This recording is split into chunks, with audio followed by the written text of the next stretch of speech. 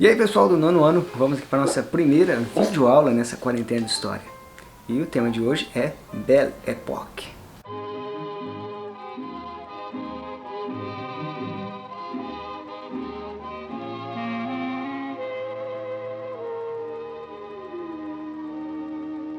Esse termo, que significa em francês Bela Época, trata de um período que vai desde a Guerra Franco-Prussiana até a Primeira Guerra Mundial. Esse período é um período que para a Europa foi marcado por um grande desenvolvimento tecnológico, grande progresso econômico e uma relativa paz. Por que essa paz é relativa? Porque não houve nenhuma guerra nesse período envolvendo os países europeus.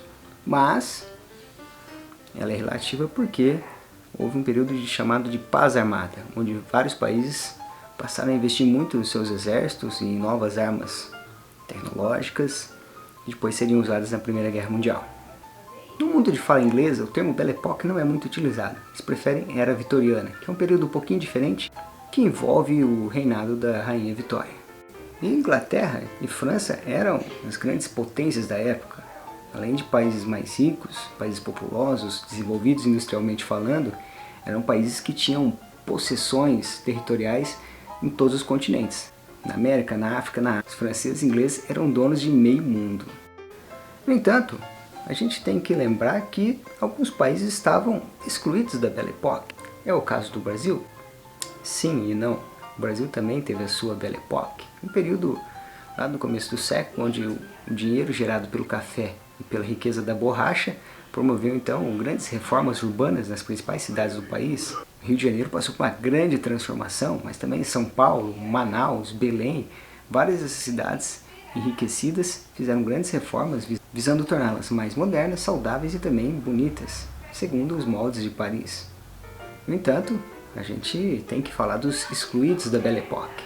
Esse desenvolvimento tecnológico e os grandes avanços econômicos não chegaram para todo mundo e muito menos da mesma forma. O Brasil era um país que ainda tinha muitos analfabetos, muita gente sem acesso a tratamentos médicos e coisas desse tipo. E assim como o Brasil, a maioria dos países sofria desses problemas. Então a gente pode dizer que a Belle Époque é um período onde França, Inglaterra e alguns outros poucos países europeus enriqueceram bastante, se desenvolveram bastante, mas à custa de explorar outros países do globo. O desenvolvimento das novas tecnologias durante a Belle Époque marcou época e tornou esse período muito especial. Foram desenvolvidos nesse intervalo o metrô, o carro, o avião, os balões dirigíveis, a penicilina, o rádio, o telégrafo, o telefone. São muitas invenções tecnológicas e que mudaram bastante a vida das pessoas. Durante a Belle Époque também vai surgir uma geração de escritores, de pintores, de artistas de um modo geral muito especial.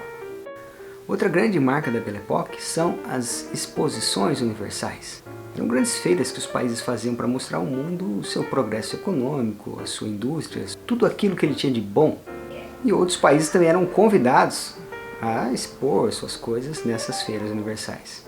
Paris sediou vários desses eventos. Londres também. E o Brasil?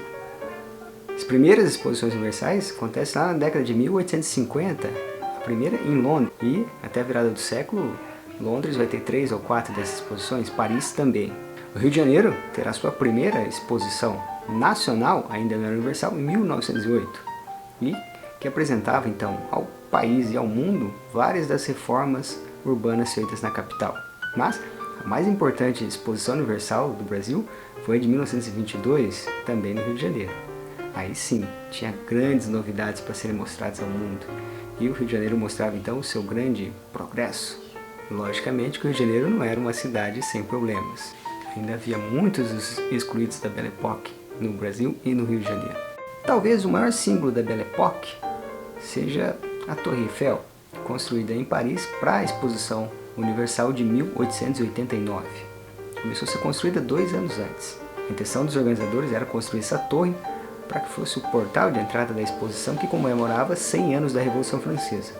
A intenção é que a torre ficasse apenas 2 anos montada e que depois fosse desmontada. Mas os turistas foram chegando, fazendo fila, mesmo depois de encerrada a exposição, todo mundo queria subir para ver a torre e assim ela foi ficando por vários anos.